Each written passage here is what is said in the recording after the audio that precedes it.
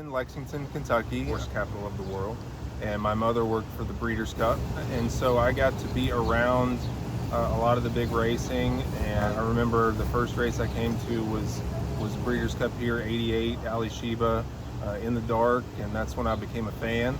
Went to high school and college in Lexington at UK, and once I got out, I got a degree in business, didn't know what I wanted to do, knew I didn't want to be inside four walls, and I went to the track. I went to work for Kenny McPeak.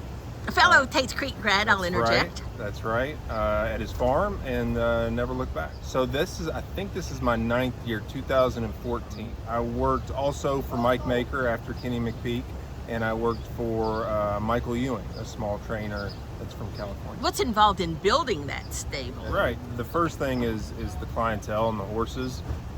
That's the foundation, and it's not easy. And see people go out of business doing things kind of the wrong way. Managing a business is a really important part, and managing your money and your payroll.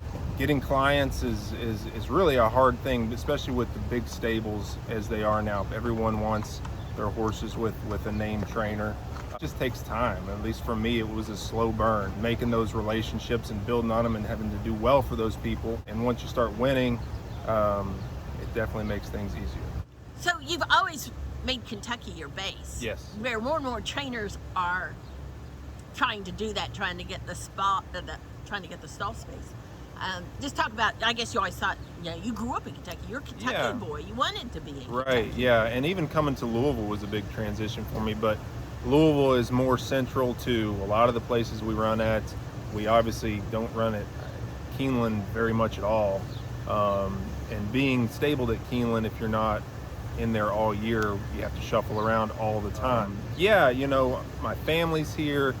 I've got a family with young kids, and we wanted a set place to call home. It's really worked out well, and I would say Kentucky has become, centralized in racing. Churchill Downs, even as one company, has become the mecca of horse racing in the United States. So, we kept our foot in the door and persevered because it's very tough here, and glad we did because it's working out. Really, when you started, Kentucky racing was on the ropes, and people forget that now. No, I remember. I've really seen it come from when having a Kentucky bred didn't really mean anything to now. Yeah. No, we've been lucky, and our legislature recognized that we needed help, and Churchill Downs was a big part of that and getting that going. And everything in horse racing in Kentucky, it's really given us a huge boost. So we're very blessed to have it. Now you're on pace to have your best year. Yeah, no doubt. By far. Yeah. Yeah. And was there a turning point? An owner you picked up, a horse perhaps? I think it was just time. I think owners, when they have a young trainer that's not as established, you get pushed around a little bit, and sometimes you have to take it. And it's been a learning curve, and figuring out how to win races and put horses in the right spots, and not have your stable decimated by claiming, to make strategies and building your stable and claiming and getting young horses as well.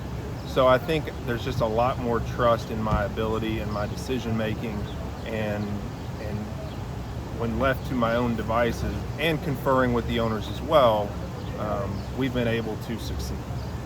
Tell me a little about your family. You married former jockey Jordan Springer. Right.